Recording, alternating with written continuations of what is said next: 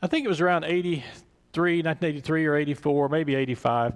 And some of you may remember, I didn't live in the Dallas area at this time, but I knew about it from a friend. But there was big controversy surrounding a large Southern Baptist church in the North Dallas area because listen closely, they installed an ATM machine in the lobby. Oh, the horror. It was big news. Over the years, clearer heads have prevailed, and we've begun to embrace the real reason why Jesus was so upset that day in the temple. Among other things, the exploitation of the poor who couldn't afford to bring an animal to sacrifice, had to purchase a dove at outrageous prices, and the disgust with those who were just too lazy to bring a sacrifice, and it was just easier to get to the temple, buy one, and be done with it. Check that off the list. And temple worship had in many ways become, in many cases, an empty ritual, devoid of any real worship. I don't think I've ever heard a sermon drawn from this passage that didn't highlight Jesus' anger, his righteous indignation, and driving the money changers out of the temple. Let's be clear, Jesus drove the animals out of the temple, not the money changers. He turned over their tables and made a pretty big scene, I imagine, but I wouldn't be surprised to find that most folks think that Jesus drove the money changers out with a whip that he had fashioned from cords. In any event, I tried to imagine a little beyond what the norm is in this particular passage, or what you normally hear from this particular passage, what that scene might have been like to someone who just happened to be at the temple on that day. And you've heard me do this before. I don't really know. Might have happened this way. It might not have. But if there had been a young boy that was there with his family on that particular day, he might tell it something like this.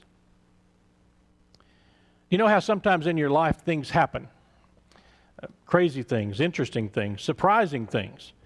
And at the time it's pretty wild, but when you start realizing and understanding the significance of what happened a few days or a month or maybe even years later, then it really hits you. Well, that happened to me and changed my life. Actually, it changed my whole family's life. To begin with, it's a miracle that I was even there to witness what happened because of where it all took place. You see, my family was at the temple in Jerusalem. And the fact that we were at the temple in Jerusalem on that day was very, very unlikely. My father had given up temple worship years before, and for good reason, or so he thought. You see, we were a family of four, myself, my little sister, my father, and my mother. We were supposed to be a family of six. And we went from 4 to 6 when my mother gave birth to twin boys when I was about 9. But shortly after the boys were born, we figured out something was wrong, and they were really sick. We called the doctors and the priests and the religious people and asked them to help heal them and to pray for them and to petition God on behalf of these two little innocent lives. But they never got better, and after a few months, they were both gone. My father begged the priest and the religious leaders of that day to for answers as to why the boys were sick and why they had to die. But all he heard was that it might have been due to his own sins, or maybe my mother's. And it was somehow their fault that the twins had to die. My father said many times after that if Jehovah God was that kind of God, then he didn't want to be a part of any religion that punished innocent children for someone else's sin. And so we stopped going to synagogue. We always, though, had 2 extra little chairs at our family table, so at night we went from 4 to 6, at least in our hearts. My mother, on the other hand, never stopped praying to Yahweh. Her grandfather had taught her to read, and she even had a basket of old scrolls. One had a copy of the commandments that Moses brought down from Mount Sinai, and she insisted that we memorize them and practice them and follow them, which we did to the best of our ability. And my father did too. He was a good man. My father loved my mother, but when she insisted that we go to temple on that Saturday, it was a really big deal when he agreed. And the fact that the real reason he agreed to go was that And the reason that we were even there to begin with was because it was my father's birthday. And we were going into Jerusalem to have a little celebration. He was turning 46 years old. And so there we were at the temple, lots of people around, some bringing their sacrifices, others waiting in line to purchase animals to sacrifice. We didn't own any cows or sheep or any livestock that was without blemish and that would qualify for a sacrifice. So my father got in line to buy dove for our family. When he got to the table where the merchants were, I could see that he wasn't happy. His body language kind of showed that. And pretty soon he came walking back to us saying, "We're going home. This is a scam. You could buy 100 dove at the market for what they're asking for one.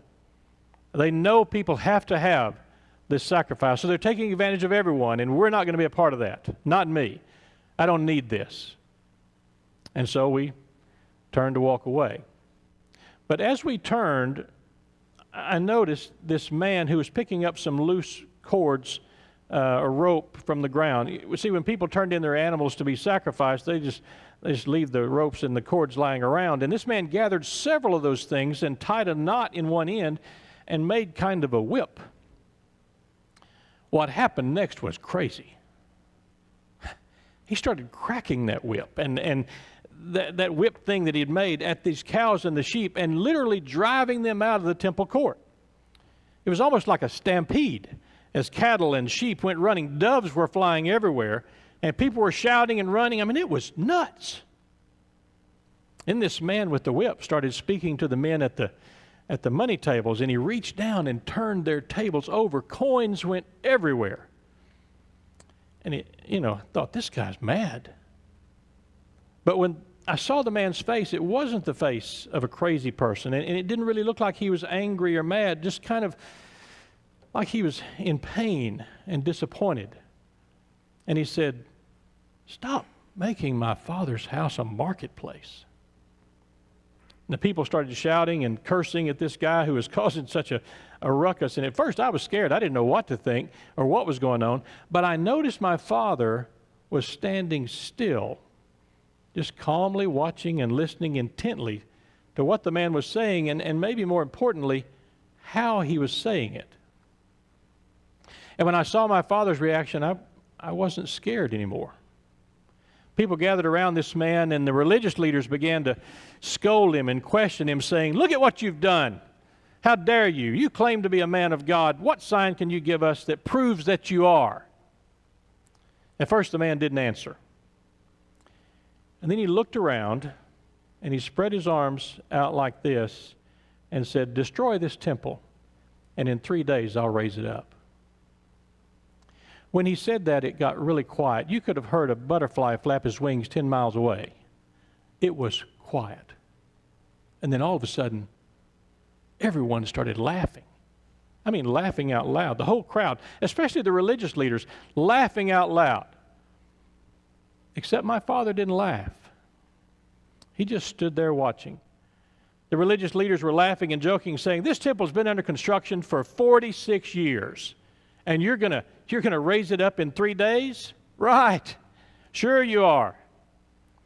Well, at that point, my father grabbed my hand, and we started walking back to where Mother and the little sister were standing. And I stopped my father and asked, "What did that man mean when he said, when he told those people that if they destroyed the temple, that he would rebuild it in 3 days?" And my father looked at me and said, "I don't know for sure, son. I don't really understand it either, but I know this. He wasn't joking. He was serious. He meant what he said. And I don't think that man says anything that isn't true." I had never seen that look in my father's eyes. And I immediately sensed that this was a man that my father trusted like he had trusted no one ever. Now, normally, whenever we walked places, we kind of go in single file with my father in front, my sister and I in the middle, and Mother following. But on this walk home, my sister and I walked in front, while Father and Mother followed. And they were talking in low voices all the way home. Something was going on. I didn't know what it was, but somehow I knew it had something to do with what we'd seen at the temple and that man. When we got home, Father told my sister and I to get the table set for our evening meal, which was a table for 4, set for 6. Like always, Father started doing something on one of the walls next to our kitchen area, while Mother began to go and dig in some of the old baskets that she had in storage. A little later, Father called us to the table and called our attention to the wall that he'd been messing with. And he took a piece of charcoal and he wrote the number 1 on the wall. And then Mother read a psalm from the basket of scrolls that her grandfather had given her. And then we prayed. And then we had supper. That had never happened before. Never. From that day forward, each day, my father would write a number on the wall, Mother would read a psalm, and we would pray. I didn't know how or what had happened to my father, but I knew it was connected to that day at the temple. He had changed. Father was always a hard worker, but now he smiled when he worked. His tone was different. Better all the way around, it seemed. Father was fiercely independent, asked for help from no one, and really didn't offer to help anyone. But these days, he went out of his way to help others. He even worked extra hard sometimes so that we would have time to walk to other villages and hear this man who we learned was called Jesus of Nazareth, the one we'd seen in the temple that day. As he went through the region teaching, we would go and listen. My father was different. It was like he was a new person, like he'd been reborn or something. The man Jesus had gotten pretty famous around Galilee, and we were constantly hearing news about what he was doing and where he was going. But then the word came one Friday, about 6 weeks after the incident at the temple, that the religious leaders had brought him up on charges and actually crucified him, killed him. He was dead. It was unbelievable. I mean, we had heard him and seen him now a number of times. How could this man have committed a crime? The psalm that Mother read that day was day number 45. It said something like, "Gird your sword on your side, you mighty one. Clothe yourself with splendor and majesty. In your majesty ride forth victoriously in the cause of truth, humility, and justice. And let your right hand achieve awesome deeds." And then the last word, I think, in that psalm was, "I will perpetuate your memory through all generations. Therefore the nations will praise you forever and ever." So that kind of became our attitude, that he won't be forgotten.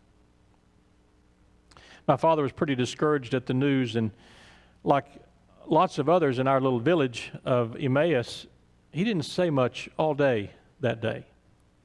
The next day, on Saturday, on the Sabbath, Mother read Psalm 46. "God is our refuge and strength, and ever-present help in trouble. Therefore we will not fear. Though the earth give way and the mountains fall into the heart of the sea, though its waters roar and foam, and the mountains quake with their surging."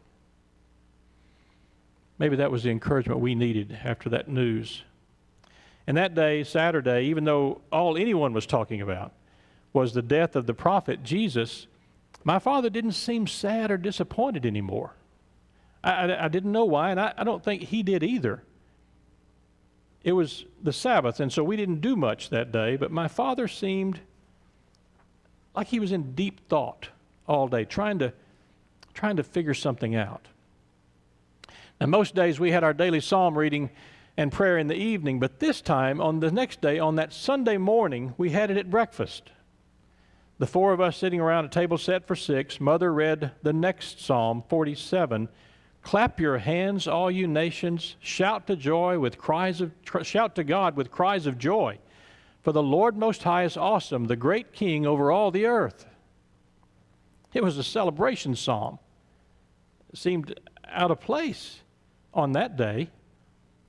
We didn't know it at the time, but a celebration was coming.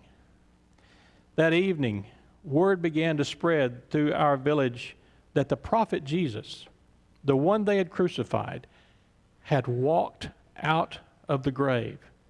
He'd come back from the dead 3 days later, and he was alive. 2 of his disciples were walking to our little village of Emmaus, and he walked with them, they said. And they didn't recognize him at first, but when they sat down for supper and he blessed and broke the bread, they knew it was him. He was alive.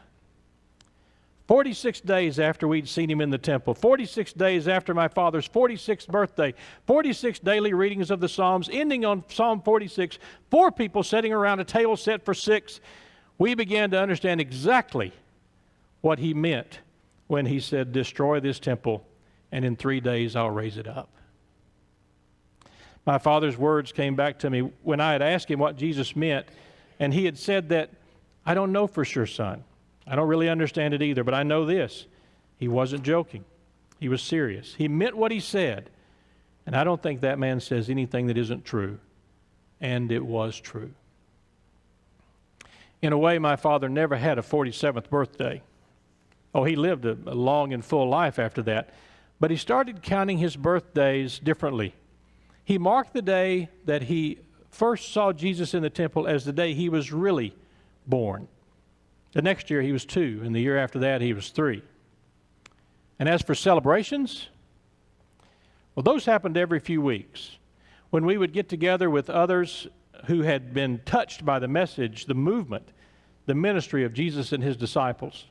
We'd get together and remember the life, death, and resurrection of Christ the Lord. We would break bread in remembrance of Jesus' body broken for our sins and drink the wine as a celebration of the new covenant bought with Jesus' blood. And that's my story and how that incident in the temple that day changed my life and the life of my family. Thanks be to God.